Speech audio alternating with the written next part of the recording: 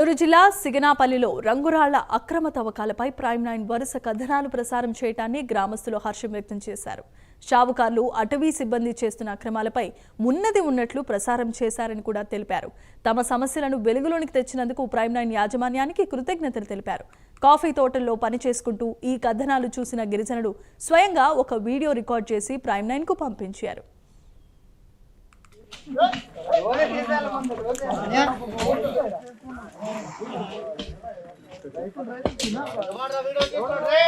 TV వాళ్ళకి ధన్యవాదములు.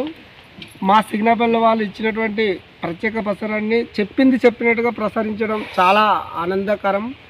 అలాగని ప్రత్యేక ధన్యవాదాలు ప్రైమ్ 9 న్యూస్ వారికి తెలియజేస్తూ, అలాగే మా ఊరి వాళ్ళకు, మా సిగ్నపల్లి వాళ్ళకు పెట్టినటువంటి బైండ్ ఓవర్ కేసులు ఎత్తివేయాలి.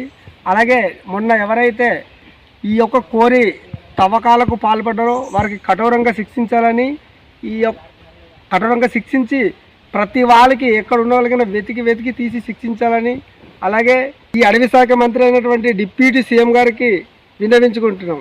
ధన్యవాదములు. టీవీ వాళ్ళకి ధన్యవాదములు. మా సిగ్నపల్లి వాళ్ళు ఇచ్చినటువంటి